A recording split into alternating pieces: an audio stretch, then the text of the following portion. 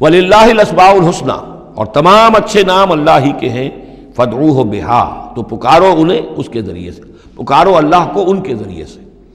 ایک نقطہ یہاں نوٹ کر لیجئے، قرآن مجید سے کہیں اللہ تعالیٰ کے لیے لفظ صفت ثابت نہیں ہوتا۔ ویسے حدیث میں ہے، میں صرف بیان کر رہا ہوں، قرآن میں نہیں۔ قرآن میں اللہ کے لیے لفظ آتا ہے نام، اسما، یہ سب اللہ کے نام ہیں۔ ویسے یہ کہ صفاتی نام ہے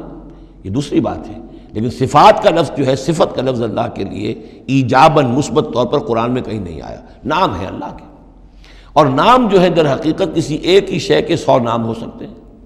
تلوار کے 5000 نام ہیں، تلوار تو ایک ہی شے ہے نا، لیکن اس کے مختلف اوصاف کے اعتبار سے بہت سے نام اس کے عرب رکھ لیتے تھے۔ تو اللہ تعالیٰ کے نام ہیں، ان ناموں میں سے کچھ قرآن میں بھی آئے ہیں،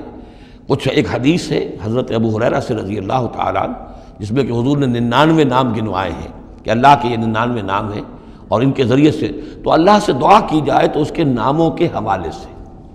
اللہ تعالیٰ کے ناموں کے، فَادْعُوهُ بِهَا، اللہ تعالیٰ کو پکارا کرو اس کے ناموں کے حوالے سے، یا ستارو، یا غفارو، یا کریمو،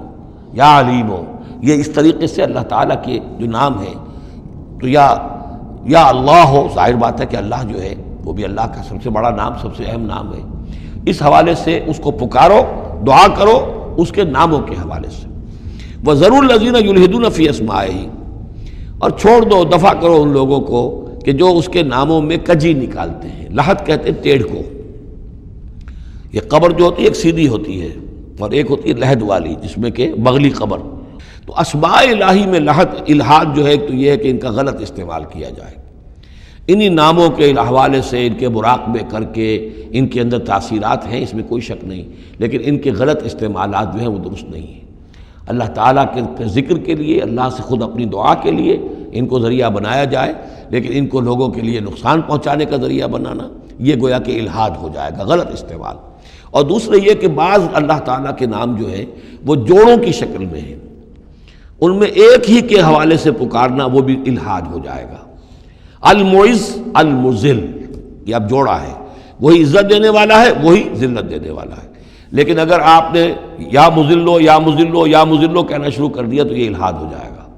اے ذلیل کرنے والے، اے ذلیل کرنے والے، اے ذلیل کرنے والے، جہاں دونوں لفظ آنے چاہیے، یا معز ہو یا مذل ہو، اے وہ کہ جو عزت دینے والا ہے اور اے وہ کہ جو ذلیل کرتا ہے۔ یہ دونوں نام جو ہے الرافع والخافض، ایک وہ ہے کہ جو اٹھانے والا ہے، اونچا کرنے والا ہے اور نیچے گرانے والا ہے، وہ الخافض بھی ہے، الرافع بھی ہے، المعز بھی ہے، المذل بھی ہے، المحیی بھی ہے، الممیت بھی ہے، زندہ رکھنے والا بھی ہے، موت وارد کرنے والا بھی ہے۔ تو یہ جو جوڑوں کے نام ہیں ان کو ساتھ ساتھ ہی ہمیشہ رکھنا چاہیے۔